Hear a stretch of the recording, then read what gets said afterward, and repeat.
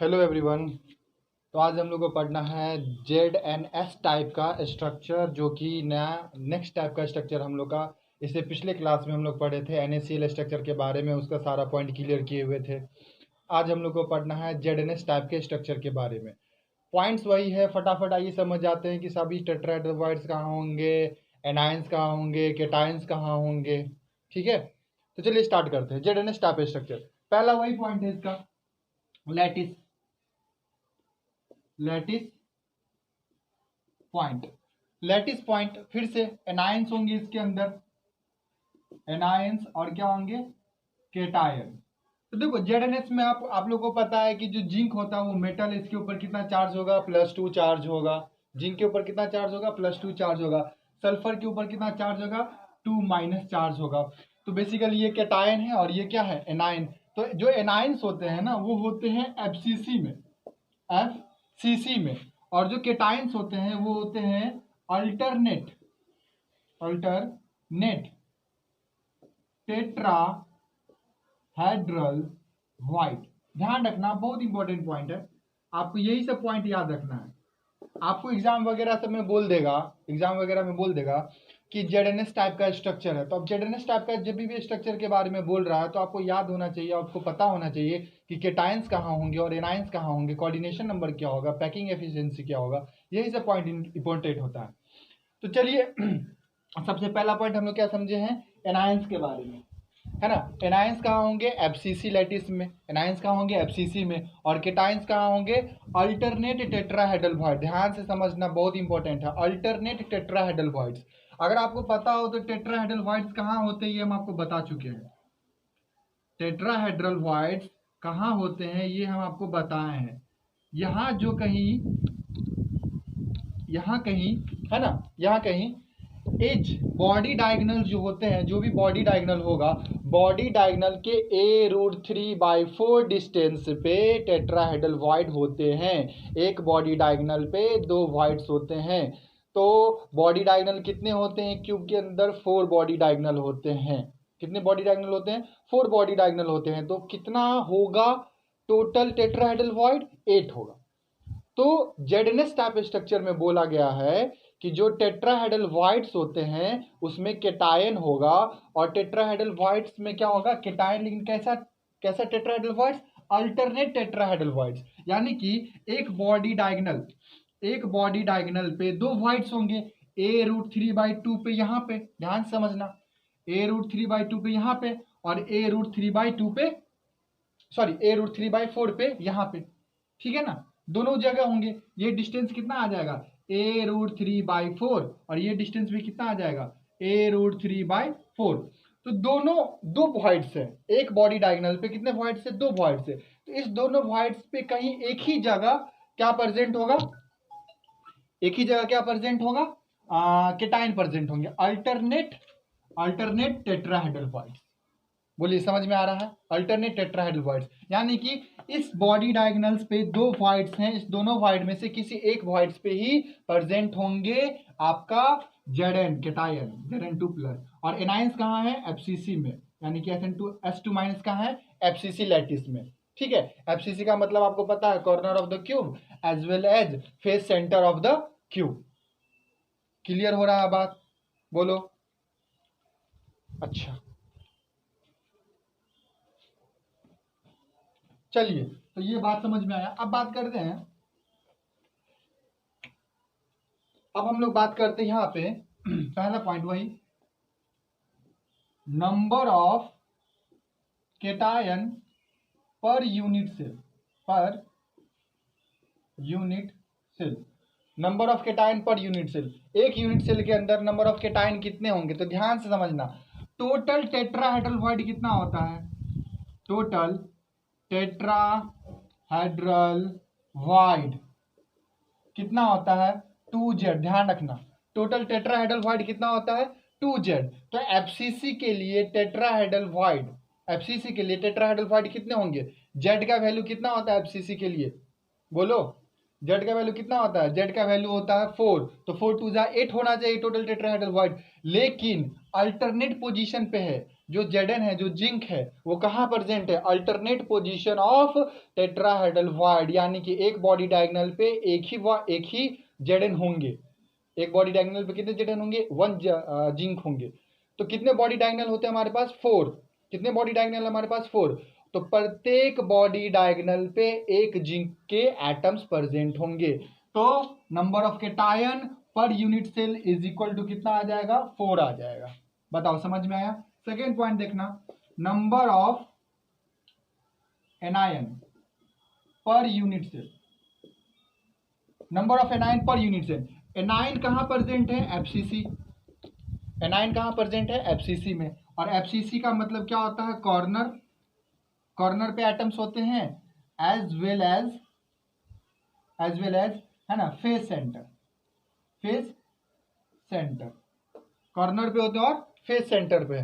तो कॉर्नर कितना? 8, खुद में कंट्रीब्यूशन कितना? 1/8, प्लस में फेस सेंटर कितना? 6, खुद में कंट्रीब्यूशन कितना? 1/2। तो यहाँ से 3, यहाँ से 1, कितना आ जाएगा? 4।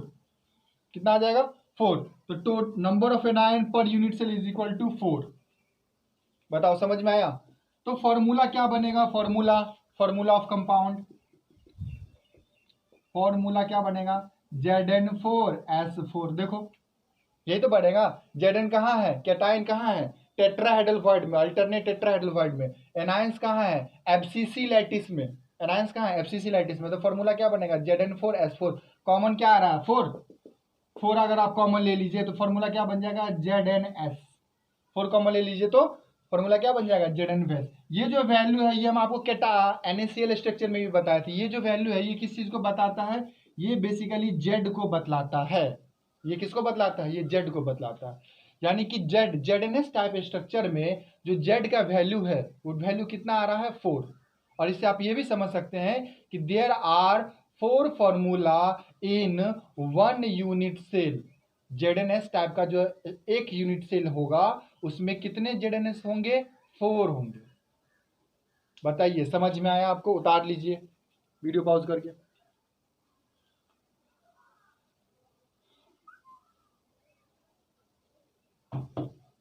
हो गया? चलो,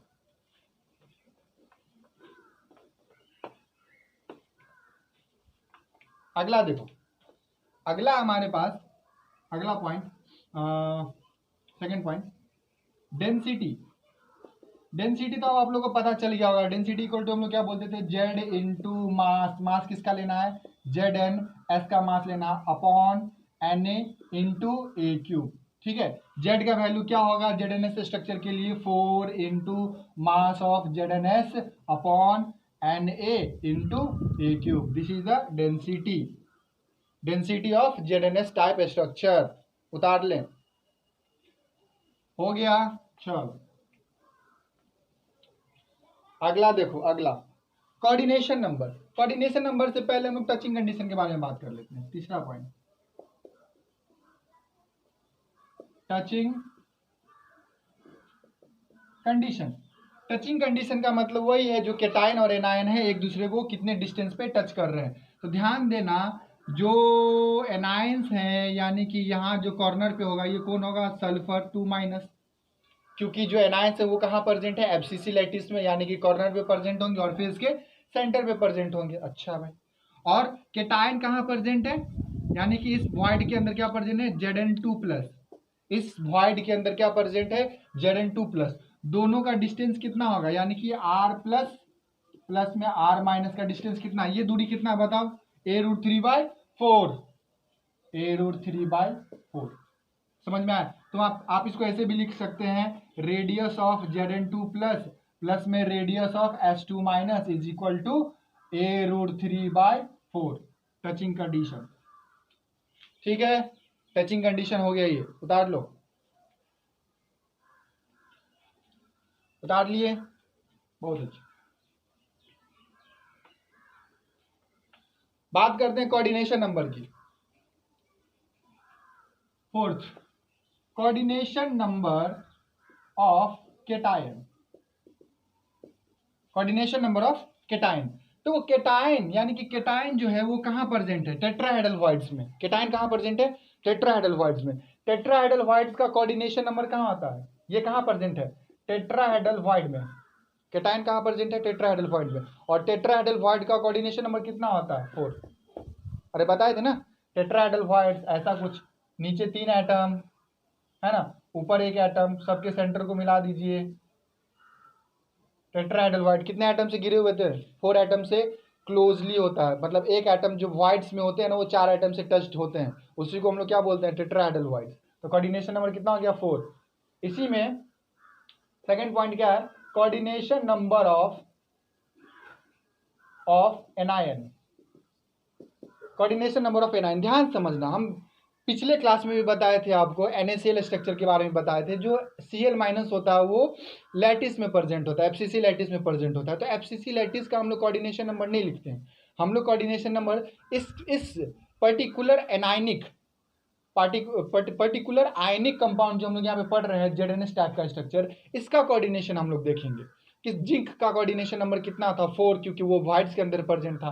सेकंड क्या है, सल्फर, सल्फर का कोऑर्डिनेशन नंबर कितना होगा। तो ध्यान समझना, एक कॉर्नर वाला एटम है ना, ये कॉर्नर का अगर तुम उठा लो ऐसा कुछ, ये कॉर्नर वाले एटम को अगर आप उठा लीजिए तो यहाँ कहीं बॉडी डायगोनल है, यहाँ कहीं क्या है, बॉडी डायगोनल।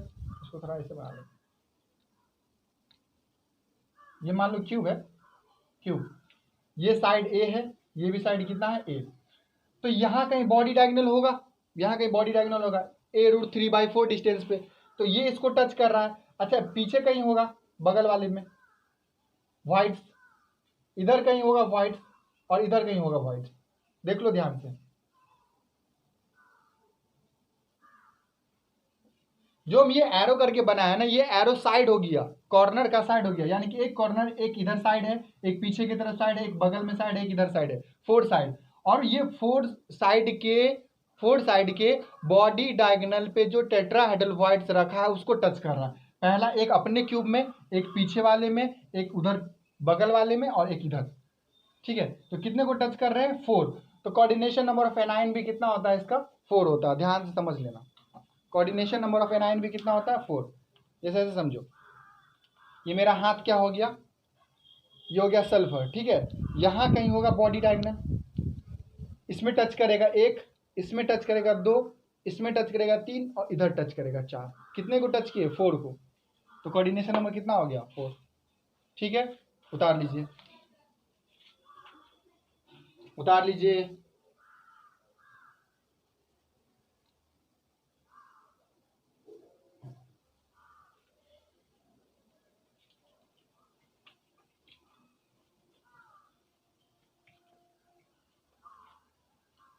फिर से बात करेंगे हम लोग अगला, percentage of packing efficiency. Percentage of packing efficiency बताए थे आपको, परसेंटेज क्या होगा, यहाँ पे लिखेंगे Z volume of Zn2 plus, plus में Z into volume of H2 minus upon volume of cube into 100। ये आएगा आपका पैकिंग एफिशिएंसी।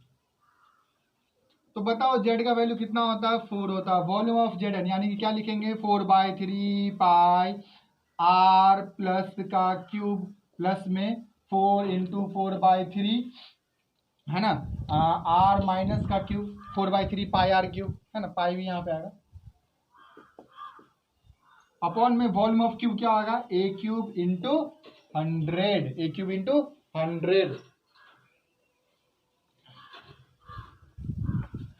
तो percentage of packing efficiency is equal to, बताइए कॉमन क्या ले ले, बताए थे हम आपको कॉमन कैसे लेना है। कॉमन क्या लेंगे बताओ, कॉमन लेंगे 4 इंटू 4/3 पाई है ना, और हमको क्या लेना है कॉमन,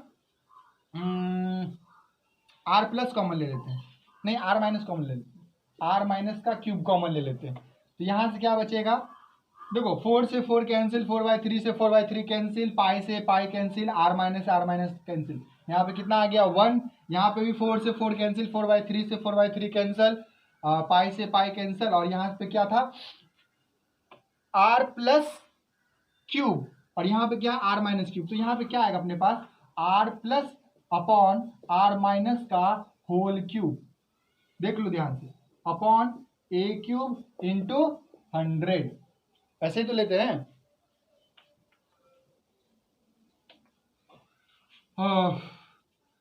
आर माइनस और ए क्यूब में क्या रिलेशन होता है? ये आर माइनस हो गया radius of anion, r minus क्या हो गया? रेडियस ऑफ एनायन, और ये ए क्या हो गया?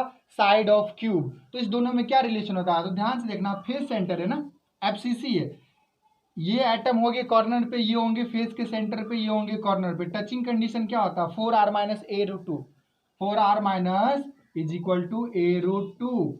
तो ए की जगह क्या लिखेंगे? 4r minus upon root to.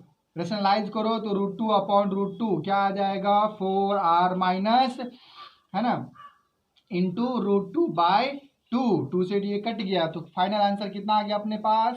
2√2r minus. देखो ये हम लोग NaCl में भी निकाले हुए थे टचिंग कंडीशन। टचिंग कंडीशन जो यहाँ पे हम लोग लिख रहे हैं, ये जो 4r minus is equal to a root लिख रहे हैं, ए रूट टू, ये बेसिकली एनायंस का टचिंग कंडीशन लिख रहे हैं कि एनायंस कॉर्नर में है, फेस के सेंटर में है और कॉर्नर में है, तो कितनी दूरी पे एक दूसरे को टच कर रहा है। क्लियर ना? यहाँ पे क्या आ जाएगा? 4 इंटू 4/3 पाई आर माइनस का क्यूब अपॉन ए की जगह क्या लिख लोगे? 2√2r माइनस का होल क्यूब। ठीक है, अगर आपको ध्यान हो तो इसका कोऑर्डिनेशन नंबर 4 होता है। कोऑर्डिनेशन नंबर कितना होता है? 4। कोऑर्डिनेशन नंबर 4 के लिए r plus upon are minus का जो वैल्यू होता था वो होता था 0.225। याद करना, लिमिटिंग रेडियस रेशियो में बताए थे r plus upon are minus का जो कोऑर्डिनेशन नंबर 4 के लिए वैल्यू होता है वो कितना होता है? 0.225। यहाँ पे पुट कर देंगे तो आ जाएगा 1 प्लस 0.225 का होल क्यूब इंटू 100। तो यहाँ से क्या आ जाएगा? 4 इंटू 4/3 पाई आर क्यूब, 2 का क्यूब हो गया यहाँ पे 8 √3 यानी कि √2 इंटू √2 इंटू √2। ठीक है, √2 का क्यूब, आर का क्यूब कितना हो गया? आर माइनस का क्यूब, आर माइनस का क्यूब, और ये पूरा नंबर इंटू 100 लिख लो, इंटू 100, और साथ में क्या लिख लो? 1 प्लस 0.225 का होल क्यूब। ठीक है, कटने वाला है, काट दीजिए। कटेगा क्या? कट जाएगा। यहाँ से आ गया 2, यहाँ से आ गया 2। ठीक है,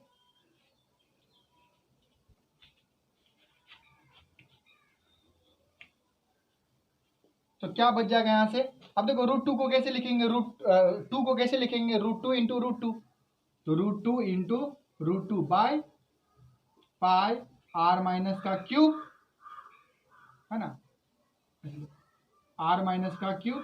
नीचे क्या आ गया? 3 इंटू √2 इंटू √2 इंटू √2, 3 √2, और यहाँ पे क्या आ गया? आर माइनस का क्यूब इंटू 100, और साथ में क्या आ गया? 1 प्लस 0.225 का क्यूब। देख लीजिए, तो √2 कैंसिल हो गया, तो फाइनली आपको आंसर मिल गया कितना? पाई से ये भी कैंसिल कर दो, आर माइनस से आर माइनस, तो वैल्यू कितना आ गया? पाई अपॉन 3√2 इंटू 100, 1 प्लस 0.225 का होल क्यूब। ऐसा एक्सप्रेशन जो हम एक्सप्रेशन लिख रहे हैं, ऐसा एक्सप्रेशन NaCl के पैकिंग एफिशिएंसी में आया था, लेकिन वहाँ पे हम लोग 0.414 लिखे थे, और यहाँ पे क्या लिखे हैं? 0.225। क्यों लिखे? क्योंकि वहाँ पे कोऑर्डिनेशन नंबर कुछ अलग था, 6 था, और यहाँ पे कोऑर्डिनेशन नंबर कितना आ गया? 4 आ गया।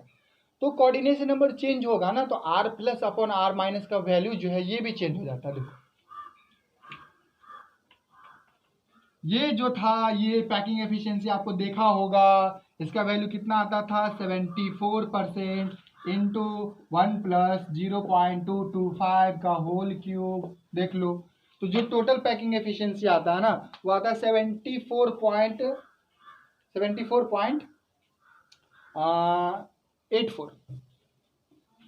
Percentage of packing efficiency. कितना आ जाएगा? इसको सॉल्व कर लेंगे ना, तो टोटल आएगा 74.84%।